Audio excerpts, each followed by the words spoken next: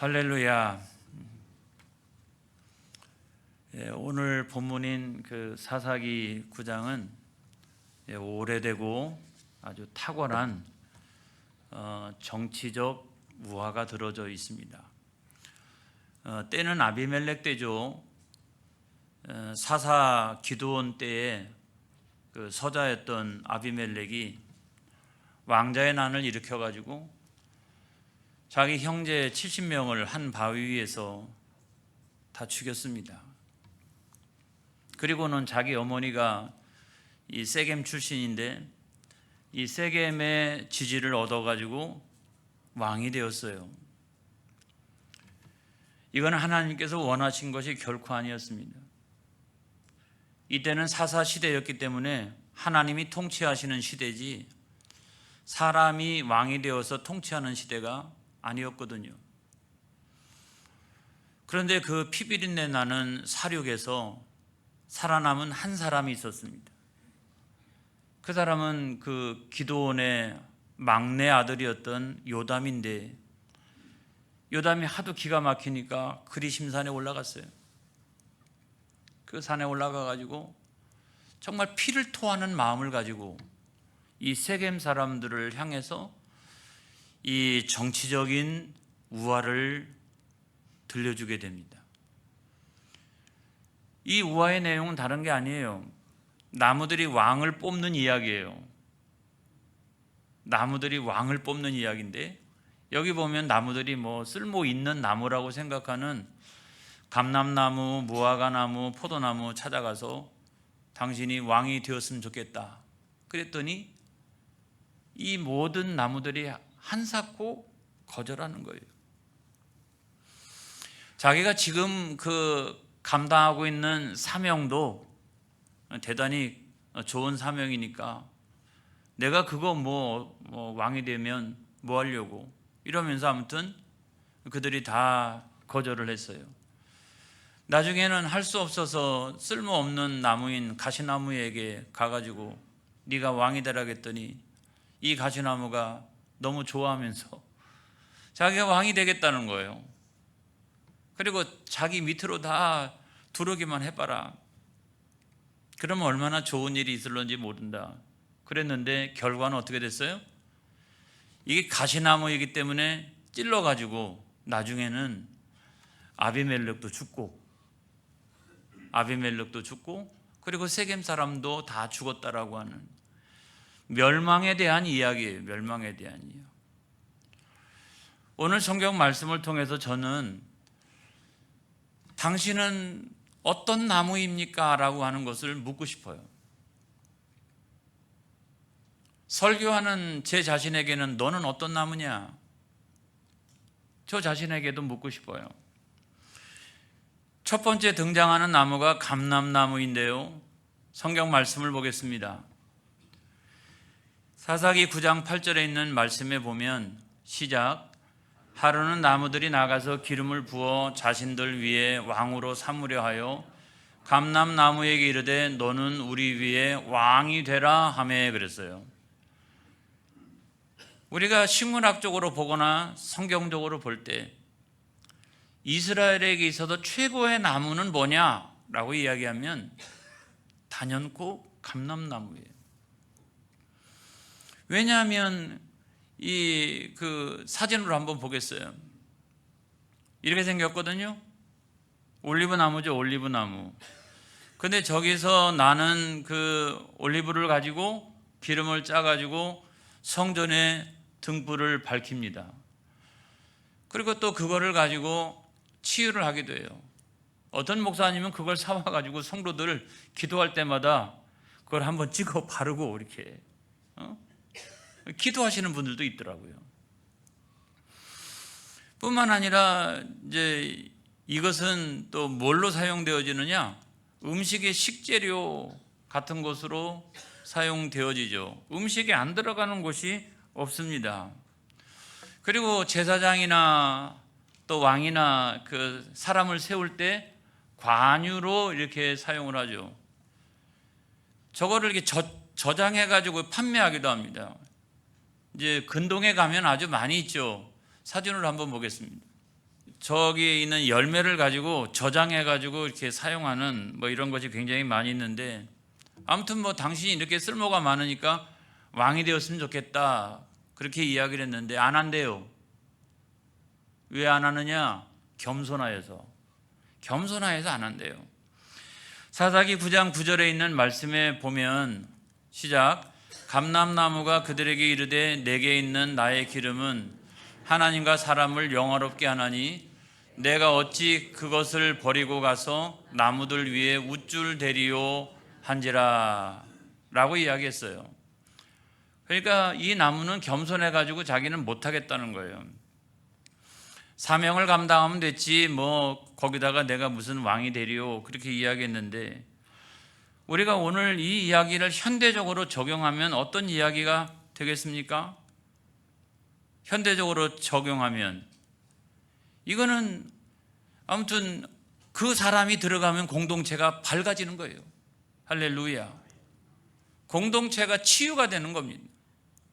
그리고 다른 사람을 자꾸 세워주는 거예요. 이렇게 사람을 세우는 겁니다.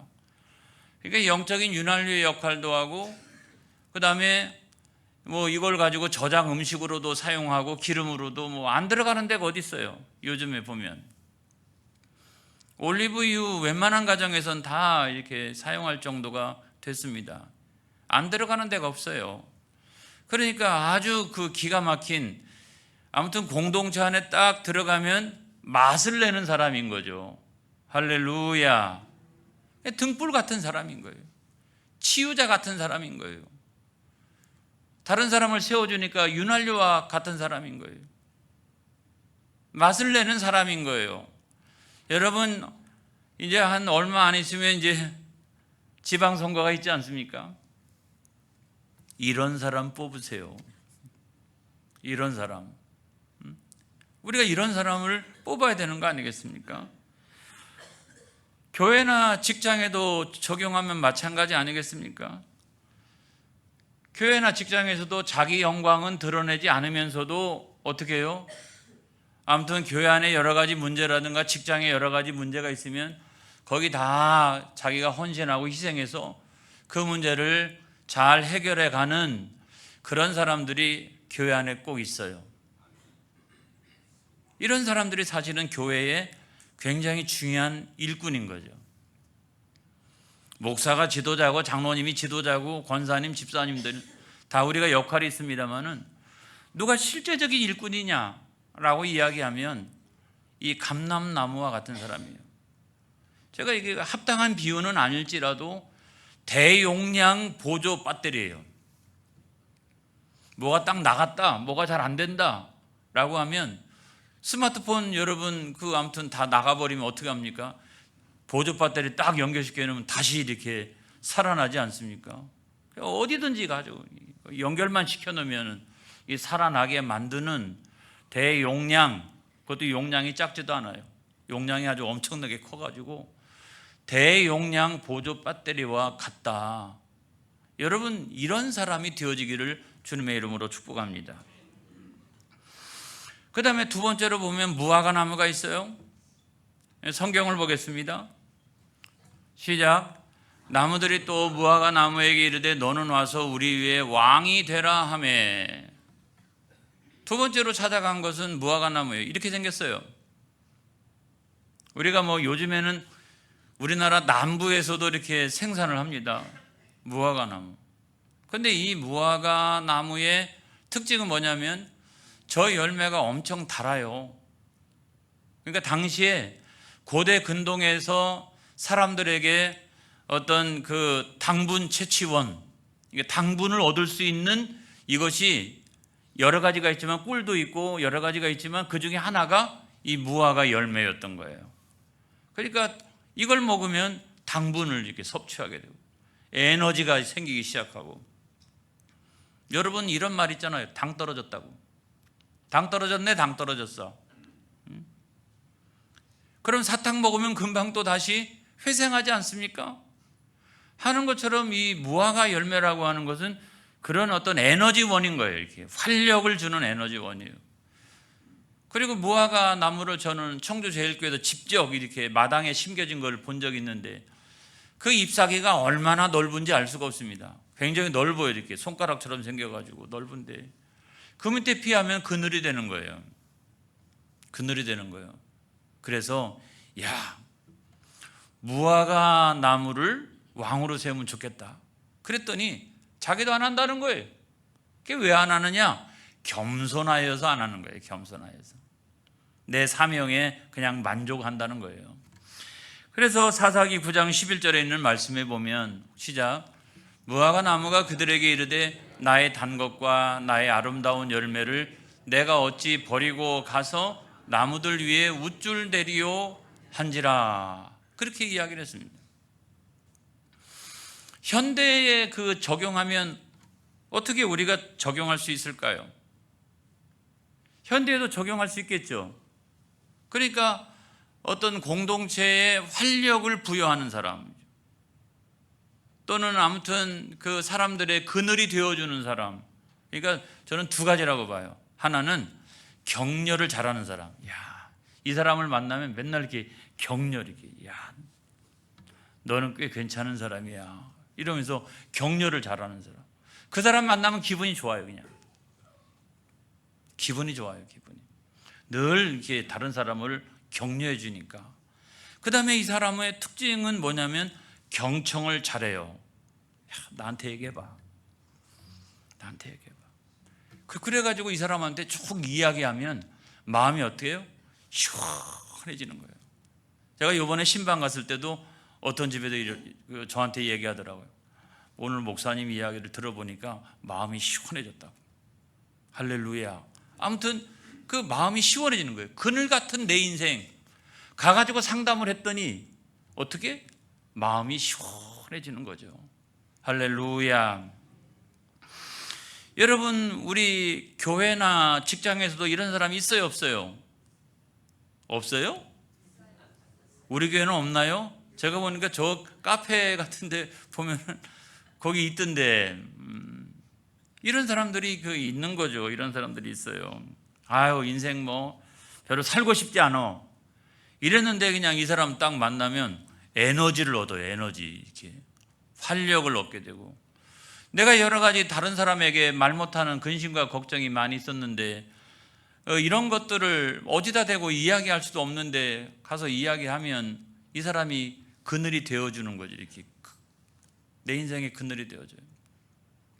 뭐와 같은 사람이요? 사탕과 같은 사람이죠. 이렇게 마카롱, 이런 거, 마카롱, 바닐라 라떼, 이런 거, 카페 라떼, 이런 거. 아무튼 이 사람 만나면 그거 한 잔 들이킨 것 같아요. 이렇게 기분이 좋아지고 활력이 생기고. 여러분, 우리 교회 안에도 제가 보니까 그런 분들이 있어요. 그런 분들이 있어요. 그러니까 공동체나 직장이나 공동체는 다 유지가 되어지는 줄로 믿습니다. 그 다음에 세 번째로 보면 포도나무가 있어요. 포도나무.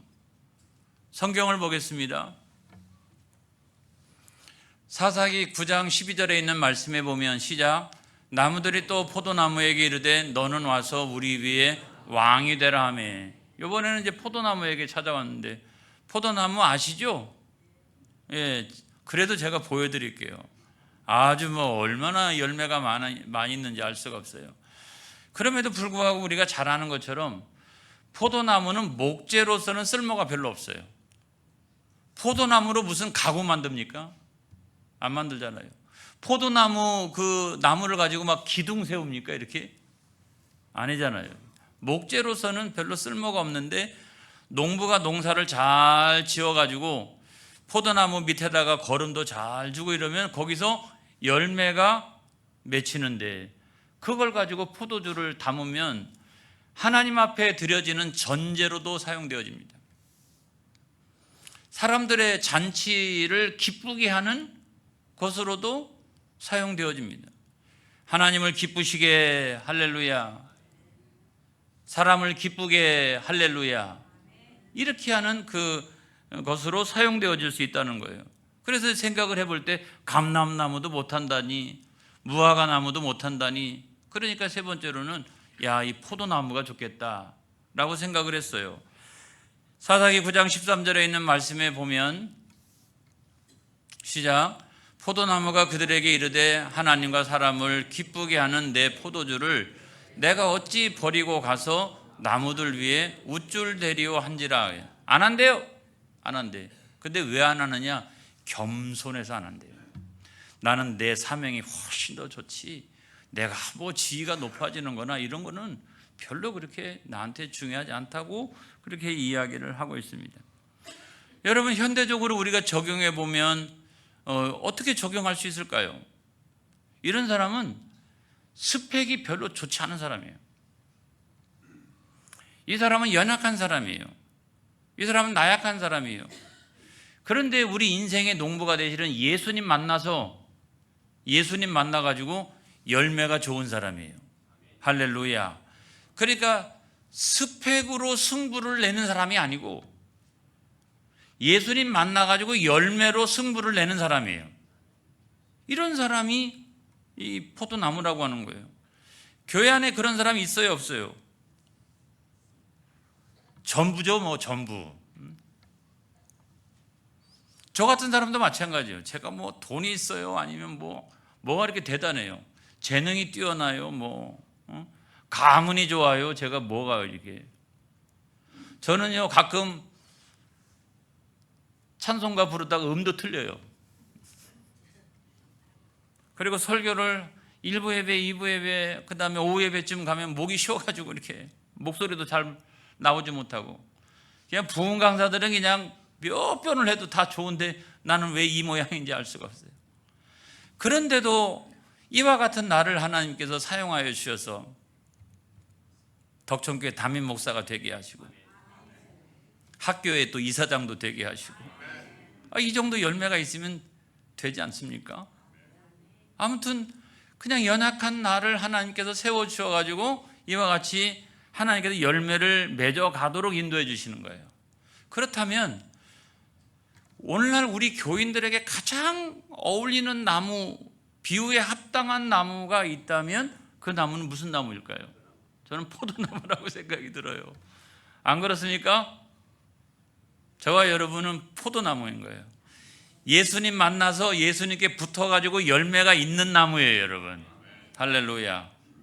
저희 예수님 안 만났으면 저 지금 뭘 하고 있을까요? 이게 상상이 잘 안 가는데.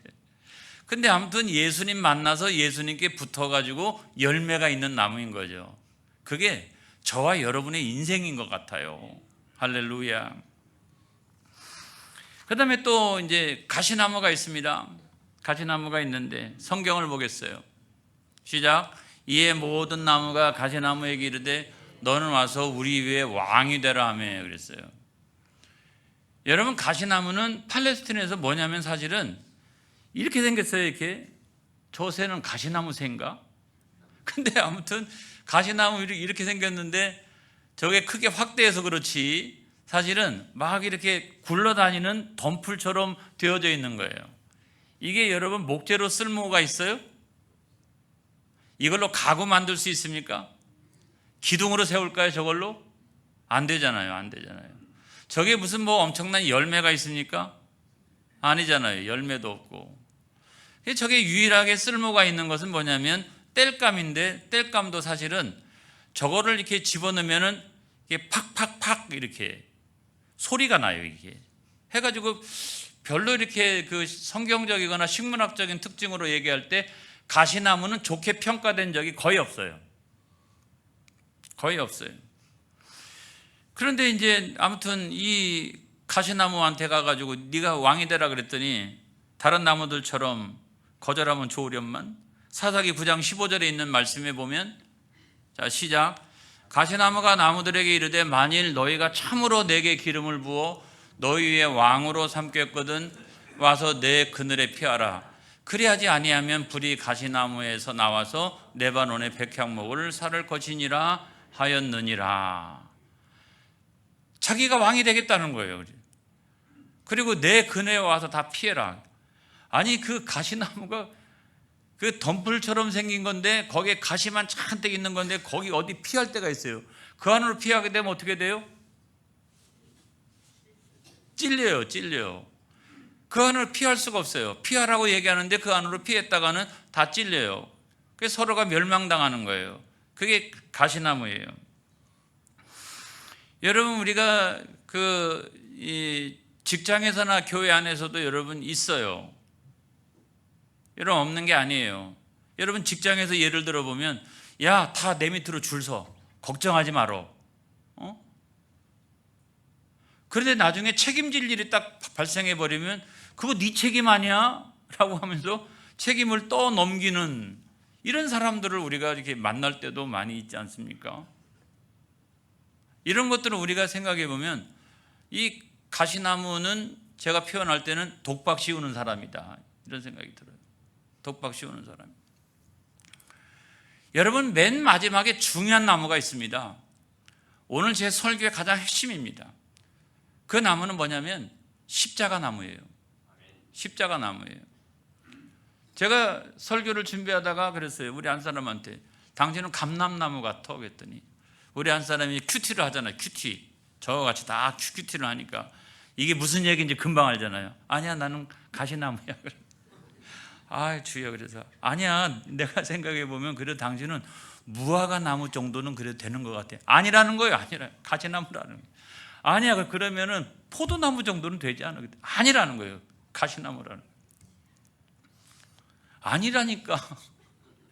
아니라니까. 근데 여러분 가만히 생각해 보니까 모든 인생은 다 가시나무예요. 모든 인생은. 안 그렇습니까? 우리가 창세기 3장 18절로 19절에 있는 말씀에 보면, 시작. 땅이 내게 가지덤불과 엉겅퀴를 낼 것이라. 내가 먹을 것은 밭의 채소인즉 내가 흙으로 돌아갈 때까지 얼굴에 땀을 흘려야 먹을 것을 먹으리니 내가 그것에서 취함을 입었음이라. 너는 흙이니 흙으로 돌아갈 것이니라 하시니라. 그래서 여러분, 그 에덴 동산에서 이렇게 쫓겨나게 될 때에 인간은 어떻게 된다고요? 다 누구든지 이 가시덤불, 이거 여기서 열심히 수고하지 않으면 먹을 것 하나도 얻을 수 없는, 그 자체가 뭐냐면 모든 인간은 가시나무라는 거예요. 그래서 나중에는 결국 땔감이 되고, 그래서 결국 멸망인 거예요. 인간은 원래 그렇게 돼 있는 거예요, 여러분. 죄지은 인간의 결국은 그거예요. 그런데 죄지은 우리 인간을 구원하시기 위해서 하나님께서 세상에다가 생명나무를 심어 놓았나니, 그건 뭐냐? 그거는 십자가의 나무인 줄로 믿습니다. 할렐루야. 여러분, 예수님의 그 십자가 나무 한번 보겠습니다. 사순절이잖아요. 가시나무인 우리를, 멸망의 길로 가는 우리를 구원하기 위해서 하나님께서 독생하신 예수 그리스도를 세상의 한복판에 심어 놓았는데, 그게 뭐냐면 십자가 나무라는 거예요. 십자가 나무. 십자가 나무. 그래서 누구든지 저 예수 그리스도를 믿으면 어떻게 되느냐? 요한복음 3장 16절에 있는 말씀을 보겠습니다. 시작. 하나님이 세상을 이처럼 사랑하사 독생자를 주셨으니 이는 그를 믿는 자마다 멸망하지 않고 영생을 얻게 하려 하심이라. 우리는 다 가시나무라 멸망받을 수밖에 없어요. 그런데 십자가에 달리신 그 예수 그리스도 안에서 우리는 어떻게 믿는 자마다 뭘 얻어요? 영생을 얻느니라. 할렐루야. 사랑하는 성도 여러분, 우리는 가시나무인데 십자가의 나무에 붙어서 우리가 영생을 얻은 사람이에요. 그래서 예수님은 십자가 나무에서 우리에게 영생을 주시는 분이에요. 할렐루야. 그 예수님에게 잘 붙어있는 저와 여러분이 되어지기를 주님의 이름으로 축복합니다. 그래서 오늘 제 설교의 결론이에요. 자, 첫 번째는 뭐냐면, 우리는 사명이 있어서 하나님이 심어놓은 나무들이다. 내가 생각할 때 나는 감람나무, 내가 생각할 때 나는 뭐 무화과나무, 포도나무, 뭐 가시나무, 별별 있지만 아무튼 하나님이 심어놓은 나무들이다. 열등감과 우월감에 빠질 필요가 하나도 없다. 우리는 본질에 있어서는 가시나무였다는 거예요. 근데 가시나무로 쭉 살면 안 돼요. 사랑하는 성도 여러분, 내가 본성에 있어서는 가시나무인데 가시나무로 쭉 살으면 나중에는 멸망이라고요. 그러니까 어떻게 된다? 주여, 나는 가시나무지만은 십자가 나무에 붙어서 살겠나이다. 아멘. 예수 믿고 살겠나이다. 여러분, 그런 사람이 돼야지 뭘 얻는다? 멸망이 아니라 영생을 얻게 된다. 여러분 그 사실을 믿으시기를 주님의 이름으로 축복합니다. 할렐루야. 기도하겠습니다.